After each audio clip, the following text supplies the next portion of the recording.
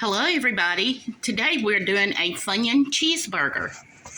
Here we have is our homemade barbecue sauce, and it's hickory as a matter of fact. These are very easy, delicious recipes and videos that y'all watching.